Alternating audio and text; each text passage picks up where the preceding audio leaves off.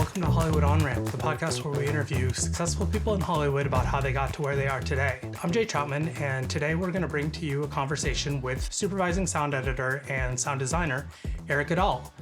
Erik's new movie is Transformers: Rise of the Beasts, and he's worked on so many different things over the last 20 years as both sound editor and sound designer. We'll get into what that means a little bit later. If you'd prefer to listen to this as a podcast, search for Hollywood On-Ramp in Apple Podcasts or wherever you get your podcasts.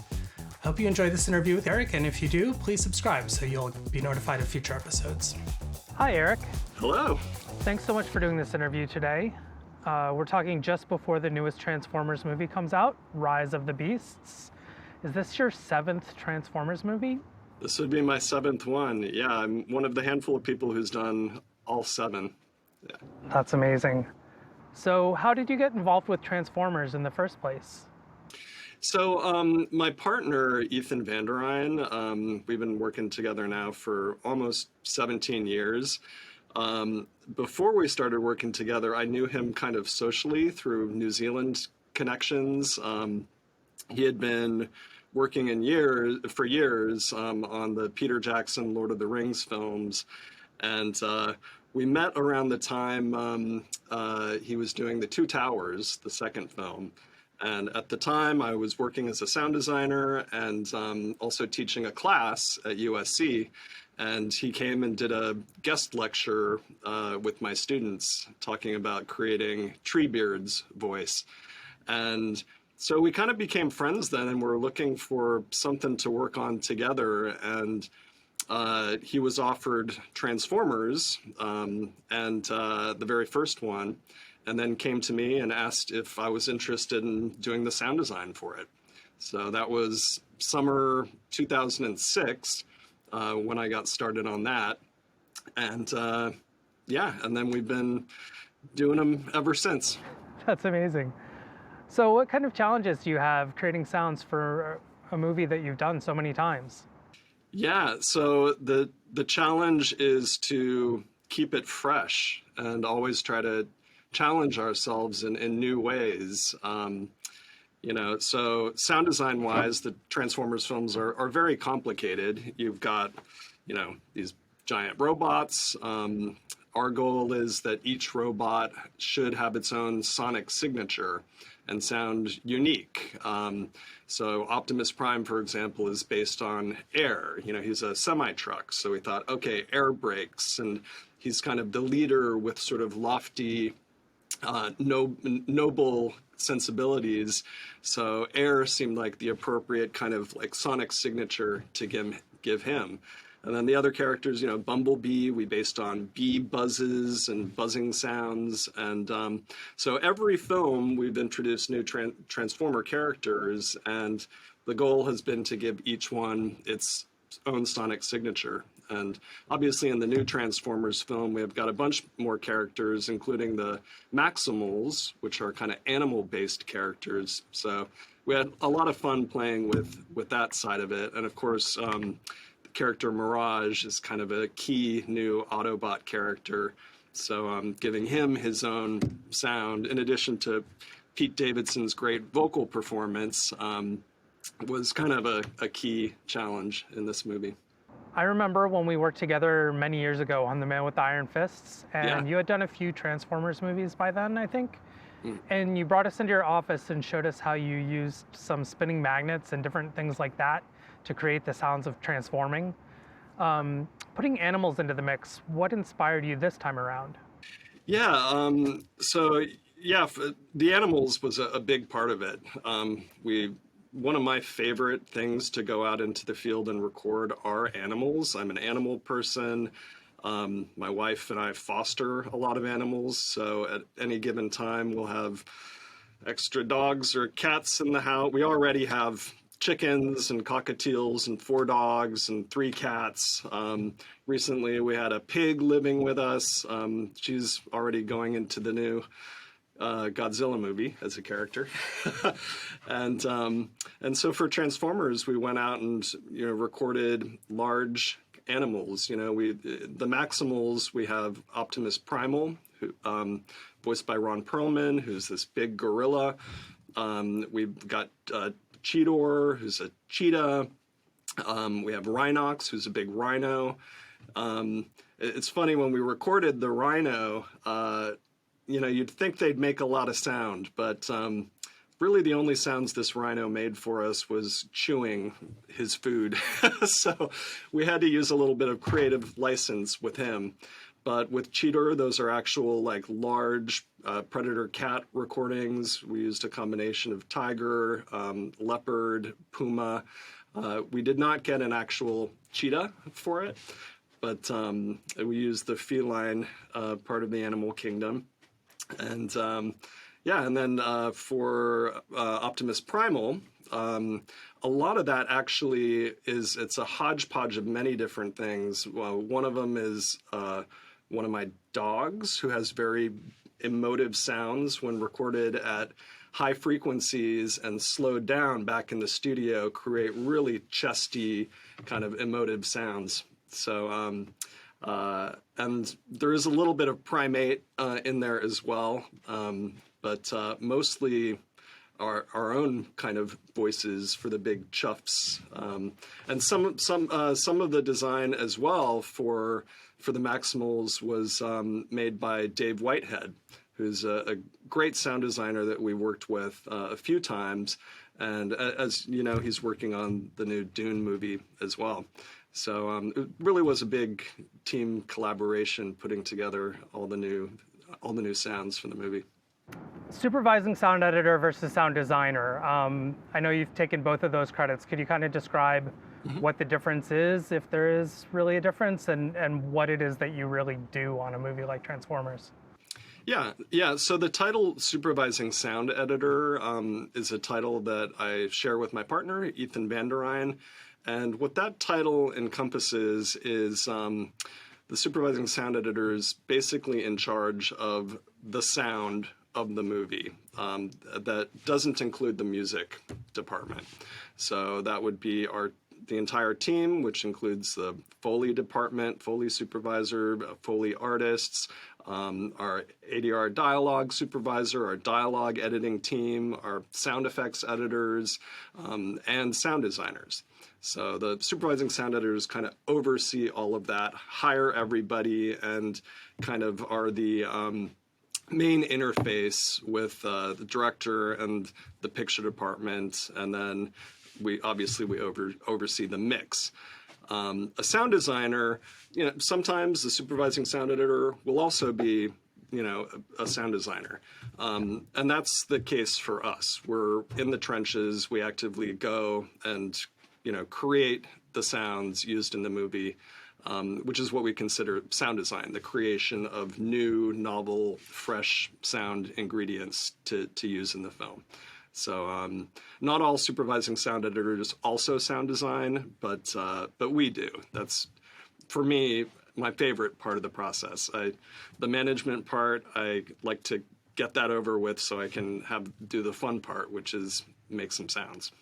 So you make the sounds, and then you were editing them to the picture. Yes. And then once the film is locked, the picture edit is locked, you finished all your sound editing, then the sound gets mixed together. What's your working process with a mixer? Yeah, the mix is such a critical part of the process, obviously.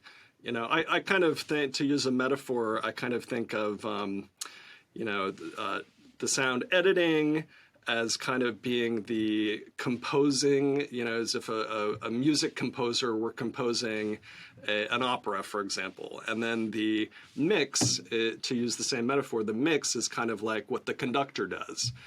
So all the musicians come together, all the music is written, and okay, more flutes here, more percussion here, more dialogue, sound effects. That's where we balance everything, put it into Dolby Atmos, that surrounds us, and our interaction is super collaborative. We're there with the mixers, and we're always coming up with new ideas. There's a lot of sound design that happens on the mix stage for a number of reasons. We get new ideas, or music's doing something different here now. We're gonna adjust like our tempos and pitches to line up better with the music.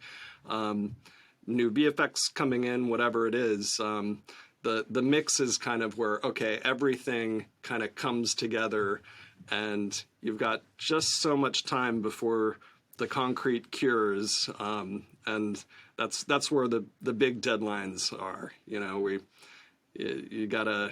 It's like climbing Mount Everest, and you know where you gotta get by the time the studio cuts us off, because Right. the movie needs to get into theaters. So was sound something you were always interested in, and sound for films? Like growing up, I think you grew up in the Bay Area. Were you aware of other filmmakers around there? Were you aware of sound design? How did you kind of find out about this part of the process? Well, I was definitely aware of, some of the filmmaking going on in the Bay Area. Lucasfilm was based in the North Bay, just a car drive away from where I grew up. That was actually when I got my driver's license, the first thing I did was try to find Skywalker Ranch. But before that, I started playing piano when I was 5 years old, and my father had a small software company, so there were always computers around the house. And by the time I was about 10 years old, I started using MIDI and with, old Sound Blaster sound card to compose music. And at the same time, I was making movies. My dad gave me his first 8mm actual film camera, and I would do stop motion animation with that. And then I moved on to video cameras and started making movies with my friends. And, this was all through middle school and high school. And it was all kind of for fun. I never thought I could do something that fun for a living. My parents had let me convert the dining room into a deck-to-deck picture editing and sound mixing room for my movies, and I started doing documentaries in high school. And it wasn't until I started applying for college that I thought, oh, well, maybe, I was going to go into pre-med, and so I was like going to be a biology major. And of the 8 universities I was considering, it was all pre-med except for one, and that was USC, and I applied to double major biology and film production. And I was accepted, and but decided instead to go to Stanford. And a couple weeks after the semester had started, I realized, I'd shut a door. And I could feel I was having trouble sleeping. I felt nauseous, trouble eating. Like my body was telling me that I didn't make the right decision for myself. So I called up USC, asked, hey, can I still come? They said, sure. And the next day I was in Los Angeles, instantly could sleep, felt great. And so I continued double majoring for about 3 years. And then the workload just got too crazy. So I had to pick, like, okay, do I stick with film production or go to biology? And my mom wasn't so happy about it when I chose to go full into film production. But she changed her mind years later when she was my date to the Oscars. Yeah, and then I loved focusing on sound when I was in film school, and I was a supervisor at the John Williams scoring stage, which was on campus, and doing scoring sessions and doing sound design and Foley for my films and friends' films. And when I graduated, I got a couple of job offers, one going into more production office and the other going more into sound. And I noticed that the sound teams I'd met, they just seemed a lot happier. It was more jovial. They seemed to be having more fun. So I decided to continue on my sound trajectory. And my first job was working a night shift as an assistant dialogue editor.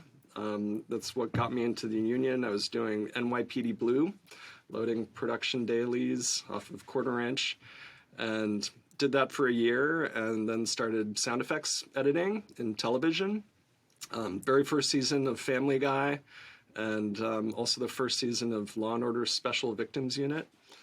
And then did TV for a few years, and then got into features, about 20 years ago.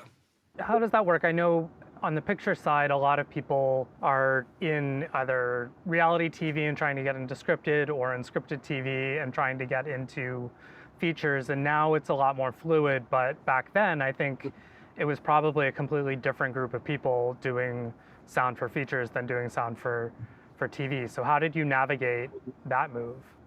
Yeah, I mean, I think it still is a little kind of regimented. But it was, it's all through the people you meet and your professional relationships. And at the TV place I was working, a feature supervisor came in to do this miniseries. It was the first Dune miniseries. And the supervisor's name was Jay Wilkinson. And so I worked with him on this miniseries, and it went great. And we got an Emmy nomination, and he invited me. He said, hey, if you're interested, come over to Fox and, work with us there. So I did. And one of my first movies was X-Men 2 over there. And and then the rest is history. I just kept doing features. And I was kind of staff at Fox, and then went freelance with the Terrence Malick movie, The New World, and then Superman Returns after that. And that was right after that is when I started working with Ethan, and we founded our company, E Squared. So was that a big move for you? Was that at the same time you sort of made the jump from being on staff to supervising and having a staff of your own? Yeah, that was kind of, now it's like, of course I needed to do that. That's, obvious. But at the time it was, it felt really kind of dangerous. And, because I had a solid gig, I could work year round, year after year, and not worry about that part of it. And when I kind of jumped, it was kind of a leap of faith. I'm like, okay, let's see if I can pull this off on my own. And but fortunately I had no trouble continuing to keep working. And and then the next leap of faith was when Ethan and I started E Squared, because there's a lot of hurdles to that. I think the studios don't quite like independence. It's kind of competition maybe, and we had to, become a union signatory and post bond for the pension plan, and, all this complicated stuff that isn't anything about what I love about sound and the creative part of it. But in a way, we kind of needed to do that to have more creative autonomy, and it's worked out great. Were there people like directors or producers that you knew at that time who you had an expectation or had an indication that they would want to work with you guys if you did break off and do your own thing? Yeah, well, we had already established a great working relationship with Michael Bay, and he wanted to keep working with us. We'd established a relationship with DreamWorks Animation, Kung Fu Panda movie. So yeah, it was really Michael and DreamWorks that kind of got us going for the first few years. Looking at your filmography, it's clear that you tend to work with a lot of the same people multiple times, like Michael Bay. I think you're working with Gareth Edwards now, and you had done his Godzilla movie, and I'm sure there are many others. What do you think it is that makes people want to come back to working with you guys? Is there something consciously that you're doing that to try to get that kind of return business? Well, I will say that we have never once gone out and tried to get a client. Filmmakers come to us and I think it's because they like our work and what we bring to the table. We're definitely not passive sound people creatively. Like, we really grab the bull by the horns and engage creatively in I think a very strong way, where, you know, on some movies we suggest visual effects and picture edits, like A Quiet Place, for example, where sound is so central to the storytelling. You know, it should be a part of the process from the very beginning, creating the sound for a movie, not something you do at the end, which is often how it's thought about. So I think that kind of philosophy of really trying to do something unique and special and not being afraid to pitch weird ideas, I think that's what excites a lot of filmmakers. And like you said, you know, a lot of the directors we've worked with a bunch, and I think it's because of that. It's a true collaboration. That's great. For someone who's trying to get started now in sound, what would you say to them? Like, what would be a shortcut to get them on the path that you're on now? Yeah, well, the kind of amazing, like if you're just getting started now, the amazing thing is the technology has advanced so much where you can do a pretty close to feature quality job on a laptop right now, where, you know, when I got started, like, you know, the best software and the strongest computer could run just like 8 tracks at once, you know, in a home environment, you know, unless you're spending $250,000 on a Fairlight, or, you know, at the time, Pro Tools were very expensive too, and had big limitations. Now you really can self-teach. And, you know, I think, so on a technical level, all the tools are there for at home to learn what you need to learn. On a creative level, I think the most important thing is to listen to your favorite sound jobs, you know, the movies that you love, listen to them, and then try to reverse engineer what it is that they did. And I think that creative process is maybe one of the most important things that you can do. And then, you know, and then put together a demo reel and go out there and, you know, put yourself out there. There's more work now, I think, than there's ever been with streaming happening. There's just so much content, and people that are really good, up and comers. There's going to be a lot of open doors. So, yeah, I mean, I'm quite happy that I started in television as opposed to features, because it did teach me how to work really quickly and commit to decisions and not waffle around and second guess and create a million options for something. Like I learned, it was kind of trial by fire, learning how to work really quickly and make choices. So I do recommend that path to really get your creative chops and muscles toned before getting into the feature world. Great. Well, thanks so much, Erik. I don't want to take up too much more of your time, but Transformers is coming out now. What else do we have to look forward to from you the rest of the year? So yeah, Transformers is coming out this weekend, and after that we have The Creator coming out, Gareth Edwards' movie, which we're also very excited about. I'm very excited about that one too. Oh yeah, we love the movie. It's so great.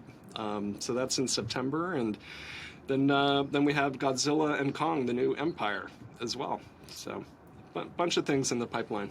A lot of big, loud stuff. Great. Well, thanks again, Erik. This was really, really insightful, and best of luck to you in the future. Yeah, it's been a pleasure. Thank you, Jay. Thanks for listening, and I hope you enjoyed that conversation with Erik Aadahl. I think Erik had great advice about anyone looking to break in, and what you can do today to practice your craft, break down what other people are doing in sound design, and the tools are so available and affordable now. You can really build a real, practice your craft, and if you're excited about doing this kind of work, you can learn how to do it and create great things and get noticed. Thanks so much for watching. Please subscribe, and we'll see you next time on Hollywood On Ramp.